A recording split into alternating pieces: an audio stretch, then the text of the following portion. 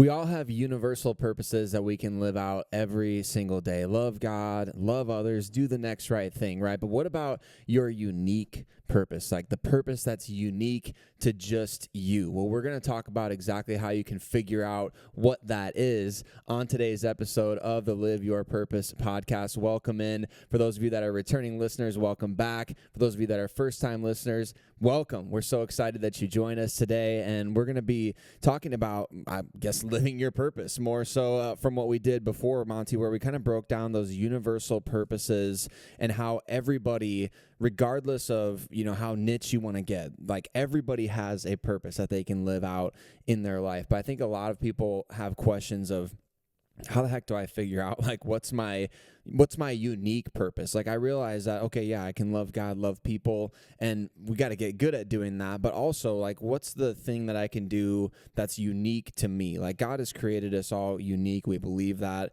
So what's unique to you? Well, we're going to find out, the different things that make you and how you can live out that unique purpose. But before we jump into that, Monte, I want to say thank you to the listeners for subscribing, for tuning in for the first couple of episodes here as we have gotten this podcast off the ground and running. It's been a lot of fun, and we've gotten the chance to hear a lot of your story, and I know that's been a huge focus. So we are going to talk about your unique individual purpose, but we also want to have this podcast be a platform and an avenue for you to kind of go through this. The Live Your Purpose journey is simultaneous of, hey, this is how you can live out your purpose, but also we want to hear from you in this journey that you're going on, this story that we're following. Obviously, we've gone through the first couple of episodes, your past, your upbringing, the way that you came to Christ, the way that you became a pastor, and obviously now the journey with cancer and all these sorts of things. So let's talk about the cancer update, because the last time we had a podcast, you actually had not yet started chemo. I think it was the very next day after we recorded, actually. So give us an update on that, how you're doing and what that's been like and all that. Absolutely. Thanks, Sayre. First of all, it's important to note that, are you aware that the Dodgers are the World Series champions? Really? Is that right? Wow. Yep. I just didn't know if Sayre knew that. I did. I actually watched. You did? I did. Yeah. It's pretty exciting. It was really good. I was surprised that the Dodgers whooped them as good as they did. I mean, I thought it would be 6 games, but I knew when they tried to steal that ball from Mookie in the stands. That was funny. Yeah.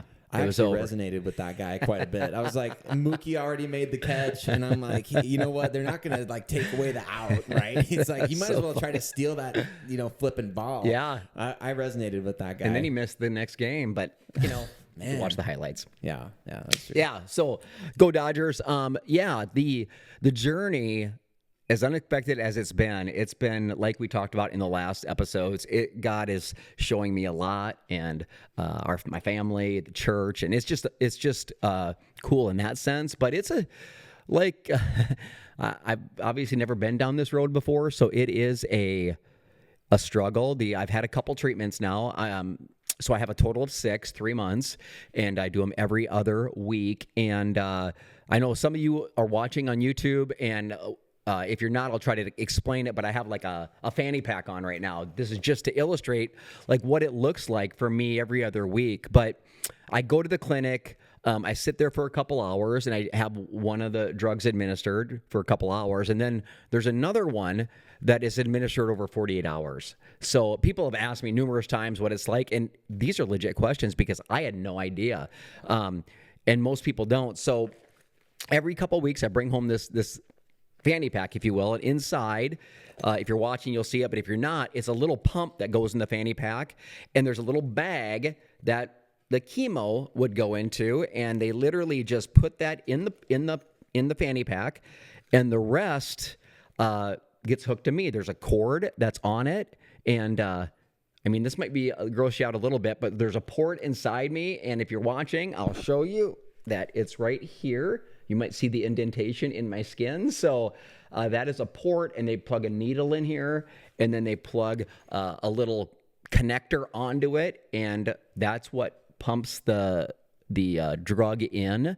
So it's crazy. I mean, it's this won't surprise you. It's not fun. It's difficult. It knocks out your immune system wipes you out completely. Side effects, people have asked me the side effects. I mean, some of them you might guess. Fatigue, headaches, insomnia has been pretty bad. That's been something that I didn't expect. You know, I won't get into details, but, trips to the bathroom are interesting at times. Some more urgent than others, let's just say that. Some of the weird side effects that they said would come are definitely during the treatments. If I drink something cold, it feels like needles in my neck, like it hurts. And also when I grab something cold, it's you can really feel it in your senses and your nerves. So it's nuts. And 1 week is pretty rough, to be honest. The next week, after it's out of my system, the next week is pretty normal. In fact, I feel, in fact, really good. But then, it's back to go time. So, but like I said, so many of you have been praying, and my wife, Jody, our family, our kids. It was so cool at church this week. I preached sitting down for maybe the first time in my life, and my kids, they just surprised me by coming into the prayer room where I was, and they just laid hands on me and prayed over me. So I didn't tell them to do that. So that's pretty cool. That's awesome. That's a good thing, That's a right? win. So, but yeah, so I mean, that's kind of where I'm at. Those are the side effects that are happening. In the next episode, I'll tell you some of the things I've been personally doing, just health-wise, in addition to like the treatment. And I can't wait to share those details with you. But for this, keep praying. 2 down, 4 to go. It's 3 months. It feels like 3 years so far, but I keep telling myself it's temporary, right? Right. So, yeah, because the first week that you did the treatment, I was up on the stage preaching, and you didn't even come that Sunday. And the next time you did it, you were like, I'm going to be up there if I have to sit down, which you did. But what was that experience like the preparation and all of that stuff? Because obviously it's a grind to put together a weekly message. Like when you're creating something from nothing. Obviously you have scripture and you have kind of topical things like that, but like when you're putting that all together, it's very difficult to piece it anyways. But then with what you're dealing with, like describe what that's like for the people that are listening, and how you got from even just Monday to Sunday. it was, it had to have been God. I mean, I don't know any other way. I didn't feel like I was as prepared as I normally am. I didn't feel equipped. You and I both know it was touch and go the last few days before Sunday, because by then some of the side effects were really kicking in, and and it's different. The 2 weeks were different. So you can't really just always say, oh, this day it's going to be this, and then I'm going to feel this way. They were different. So I'm texting you thinking I'm not going to make it to church, and you'd have to maybe step in, and it's just so stressful. So it's definitely a level of stress, and just to get through it. I mean, you're exhausted when you're done, and you wouldn't think you're just sitting there giving a message, but it's exhausting anyway. You know this, but when you're coming off of that, it's it's just you go home and you pass out. I passed out, and then I was still in bed by 8 o'clock. So, and that's even with gaining an hour of sleep wow. That has been weird, by the way. I felt fresh at like 6:30 this morning, which was weird. I don't normally experience that, but yeah. Right now it's noon, and look how dark it is outside. Can you see that? We might as well be in Alaska. It really impacts what's happening outside too. Right. Yeah. So no, I think that's great insight. Just because obviously, I think it's crazy enough to think that you're going through that, but then to put together a message while going through that. It's incredible, and I think it speaks to just the difference between like something that you do becoming your identity versus like your unique purpose, which is what we're talking about today. Obviously, like your unique purpose is to teach, preach, to lead, to shepherd, to guide, and I think you exemplify that through, the valley, right? Through one of the craziest things that you've probably ever been through.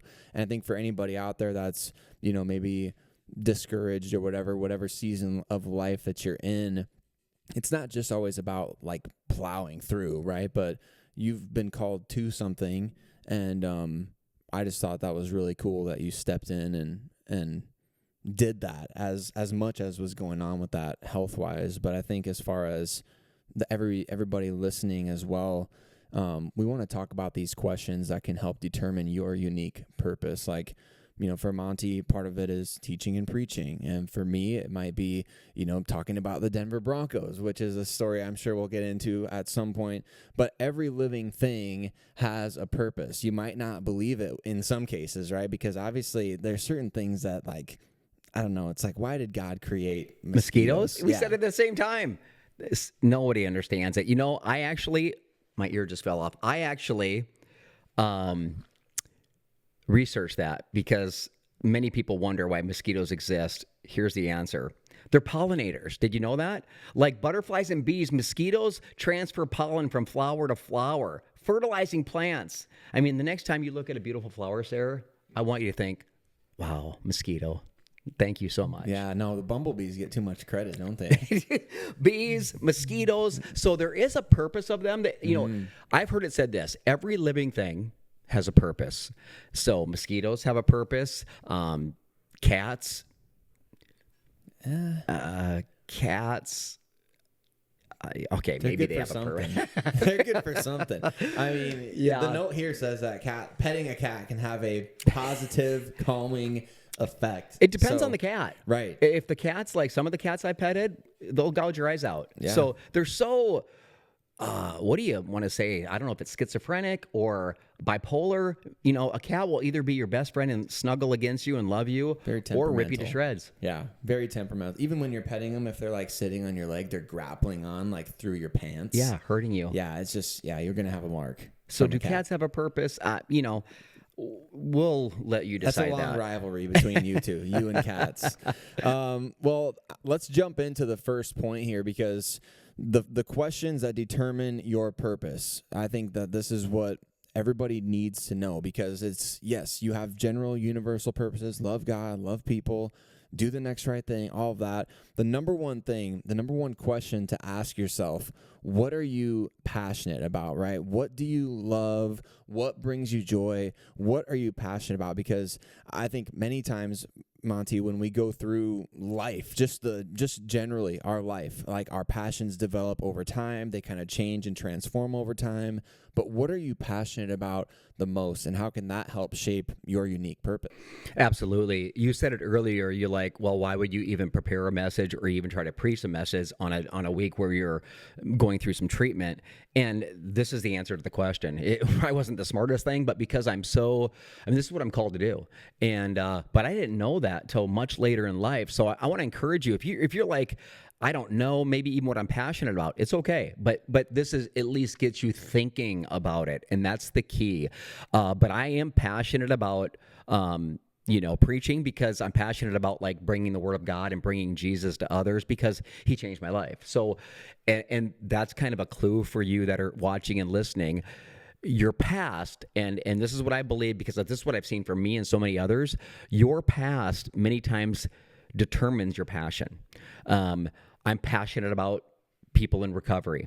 The 12 steps. I'm passionate about that. Why? Because I was in recovery, because I was an addict. I'm passionate about Jesus because he saved me. He set me free. He's the one that helped me get clean and gave me new life. So I think that to help you, those of you that don't know where to start with, what am I passionate about? I would look at your past. Look at what you've been through. The best people to walk with other people are people that have been through what they've been through. I'm talking to a couple right now that they've experienced a miscarriage, and I can't imagine what that is like, but I know for them, the first people I want to connect them to are people that have gone through that because they have this, they've been there, they've walked it. And many times when you've walked a certain journey, you have a heart for it. Does that make sense? Mm-hmm. Oh, yeah.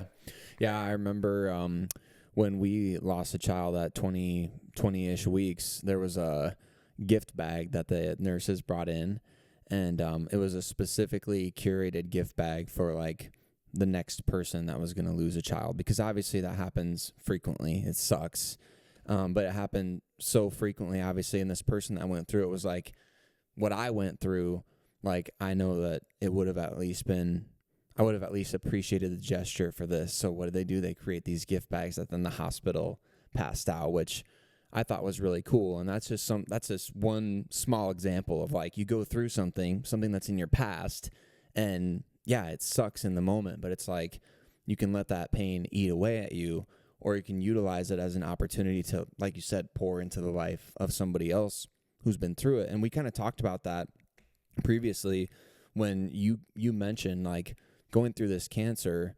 It's not going to be just a testimony for you. It's going to be for the next person that goes through it, that you encounter. That's like you said, you did all this research that I had no idea any of these things about cancer, right? And now you know more of this information, and you've read from some of these different authors, and you've connected with these different doctors and people. Like, it's this whole effect of just not letting that negative aspect of whatever you're going through win, so to speak. You're right on.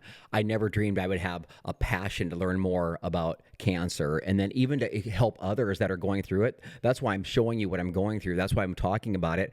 It certainly isn't for me at this point. I know what I'm going through now, but it's for the next person that is going to be blindsided by a diagnosis, and to help them. And I never dreamed even 3 months ago that I'd be like, oh, I'm passionate about helping people that are going through cancer. But because of my past, because of what I'm dealing with, just like you, and let me ask you, do you feel different now that you and your wife have gone through a miscarriage?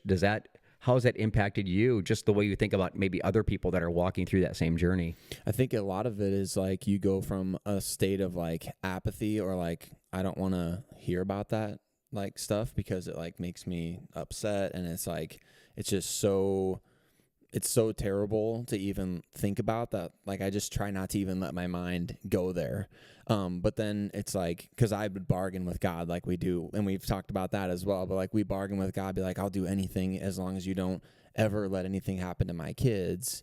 And then all of a sudden this thing happens, and it's like, how do you respond? How do you react? And now that pathway, not only in your mind, has been open, but you're now experiencing it. And it's that experience is shaping your faith walk. It's shaping your understanding of, okay, the reality and the gravity of this tragedy that's happening. It's shaping your supernatural thoughts. It's shaping your scope of eternity. Like, I see God differently. I way more empathetic, way more sympathetic, way more, in touch with just the brevity of life. And that's not to say that, well, before we're just ignorant, right? But at the same time, it's like this willful ignorance. That's like, I don't want to hear about cancer because like, I don't want to hear about people going through that and dying and all that stuff. But there's the other side of it. That's like, well, now you can make this impact on so many people that you were never able to do before necessarily.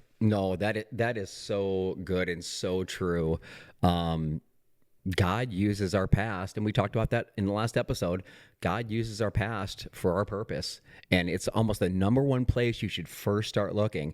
Want to know your passion? Look what you've been through. Look what, whether that's a family, whether that's a divorce, whether that's the loss of somebody. I mean, ask yourself this question. This is part of passion. What breaks your heart? Like, what breaks you? What wrecks you when you see something? Maybe it's sex trafficking, or it's addiction, like I've talked about, or people that, child abuse, these things that, and it hits everybody.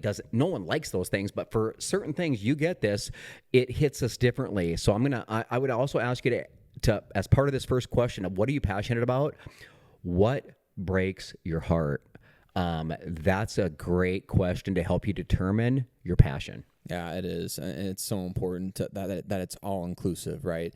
Things that bring you joy, things that break your heart, those can come together. Just like, obviously our example of starting Meadows Church is a prime example of that. It brings us joy to serve the Lord, but it breaks our heart to know that people will die and go to hell. I mean, that's obviously the driving force. We love the Lord, and we love people. That's the driving force between starting a church. So what are you passionate about? What do you love? What brings you joy? What breaks your heart? And then I think the second thing, Monte, is determining what you're good at. Because, and let's just really quick pause, because determining what you're good at is a tough question because we can be our own worst critic a lot of the time, and a lot of people would say, well, I don't think I'm really good at anything, or maybe I'm decent at a lot of things, but I'm not great at anything. I think we're too hard on ourselves a lot of times, and I think if you really are self-reflective, you could admit that, but everybody's got talent. Everybody's got skill in some way. Everybody is good at not just one thing, but probably a lot more than you give yourself credit for. Certainly agree. So this is a great question, and this is the second question. What are you good at? What are you talented at? And there's ways to help determine that. Before we even get into this too much, I got to go back to the Broncos. Yeah. I can't let it go because, and I'm not going to talk smack today because I'm a Cowboys fan. And so I have no room to say anything, but how did this happen? I mean, is it the Broncos thing? I think it's maybe a family thing, but I can't remember. I don't know if did you listen to the song Orange Crush by REM and then look towards the sky, the heavens parted, and you saw like a figure of John Elway? No, yeah, what it was is we saw pictures of Robin Williams as a Broncos cheerleader from the 70s, and that was just, we were sold from that. Robin Williams? No, he did though. Actually, did that's he a do real that? thing. That Yeah, sounds like something Robin would do. Absolutely Google that because that is a real thing. Robin Williams, Denver Broncos cheerleader. But no, my dad's parents relocated to Colorado when we were kids, and John Elway, Terrell Davis, and the boys, they were winning back-to-back Super Bowls. That's why I empathize, like I said earlier, with all the bandwagon Chiefs fans of today, because, I was once a bandwagon Broncos fan as a kid, but I've stuck with them, obviously, through the years, and that's kind of a funny, it's kind of a funny thing when we're talking about, what are you passionate about, what are you good at, because I went to college wanting to make the most money. And so I went for pre-dentistry. I made it one semester because I got into my first chemistry lab, and I was like, I hate this. This is so dumb. I can't do this.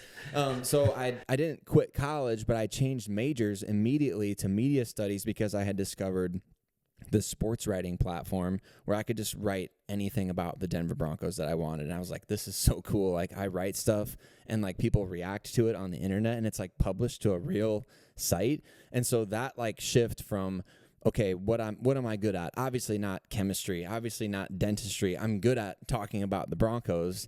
And so I shifted that, mindset and made that into that's my career today, which is kind of a crazy thing. That is crazy because, and you shared that in an earlier post, that's part of what you do for a living is write on the Broncos, and you're living your purpose in that way. Yeah.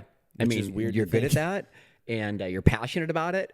And, I will never write for anything about the Cowboys. I mean, unless it's profanity. I wouldn't want to write that, but it's not good. So, but Terrell Davis won me a fantasy football title back in the day. So, I mean, got to give him a shout out. He looks like he could still play. Does he? Have you seen it? Oh, is he still a beast? Bryce can attest. Bryce behind the camera he's jacked. Bryce is shaking his head up and down, Even up and the down. Bad knee, he could go get 5 yards. I believe he now. could. Yeah. He was crazy back in the day even. Yeah. Okay. Back on task. So what are you good at? What are you good at? So where do you start with this? The people that love you and the people that you live with, that you work with, the people that you hang out with, those are the people that I would go to. They know you many times better than you know yourself, or I know myself. So I would ask the people that truly care about you, what they see in you. And that's a great place to start. Of course, there's tools and resources out there. I mean, there's if you're a follower of Jesus, there's spiritual gift tests that you can take to determine what you're bent towards or what you're wired for. In the business sector or personal sector, there are things like Myers-Briggs and the DISC personality test, and Strength Finders is another one. Any of those, and they're all good. Those are all going to give you ideas about what you're bent towards and what you're. If you have no idea, those are all great places to start. But I truly believe that asking people that care about you, if they've hung around you for any amount of time, years and stuff, they probably have a pretty good idea what you're good at. My wife Jody, if you asked her, she'd be like, Monte is a champion eater. Nobody eats faster than my husband. Now, I don't know if being good at that is gonna gain me anything, though last year I will tell you that I won free tickets to a movie because during an Elf premiere at Christmas, they brought me up to the front of the movie theater with two other guys. These guys didn't know what's coming. And they said, and they put spaghetti in front of us, which, by the way, that's one of my favorite things. And then they dumped syrup on it, and then they put elf hats on us. You know the movie Elf, right? Absolutely. So, Yeah. And it was an eating contest, like speed eating. Like, this is what I was made for also. So these poor unsuspecting victims, Poor saps.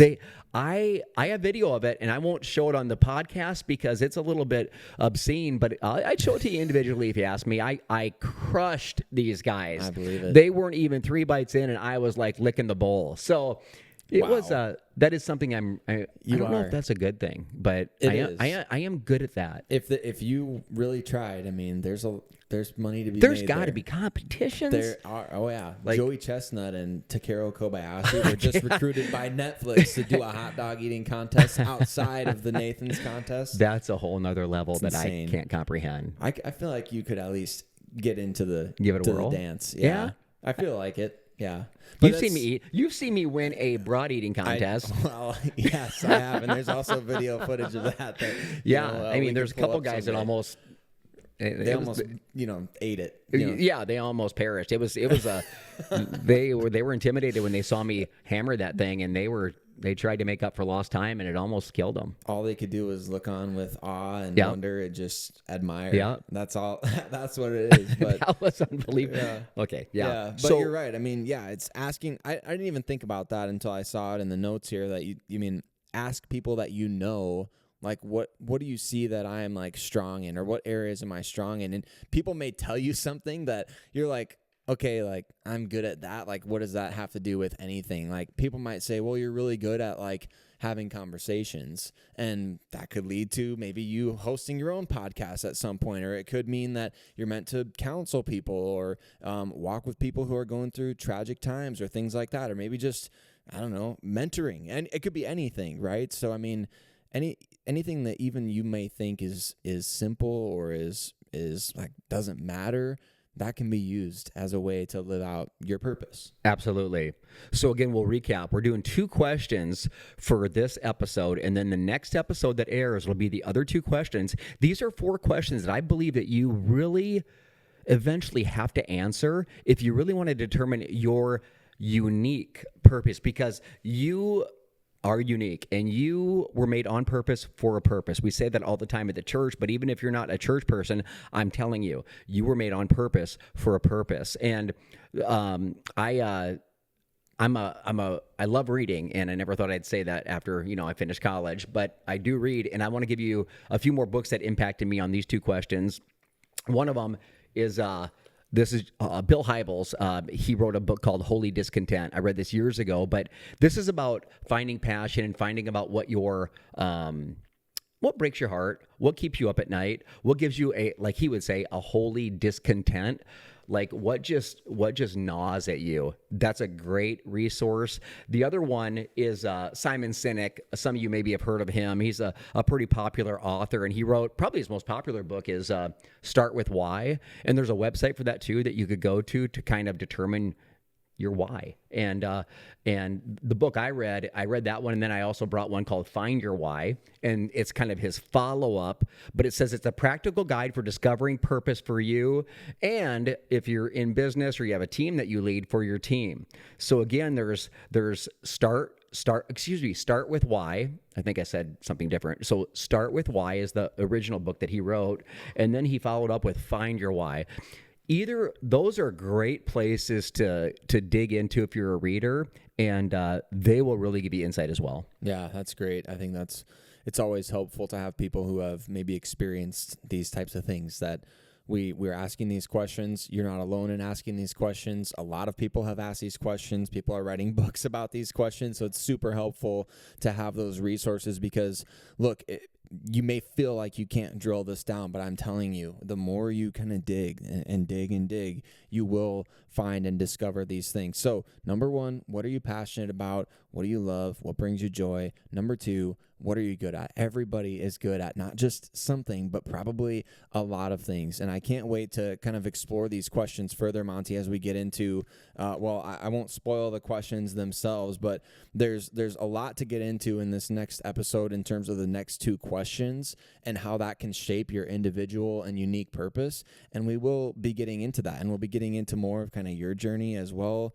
and the things that you've been doing differently since the diagnosis. It's gonna be a packed episode. Yeah, it is. It is. So that'll be coming down the pike. But right now, your marching orders are, of course, we would love for you to, like Sarah said, follow, subscribe, and share this with people that you know that are looking for purpose, people that are maybe drifting or wondering or wanting something more and they don't know where to go or what to do. I think that's a lot of people. In fact, I would venture to say it's most people. I would say.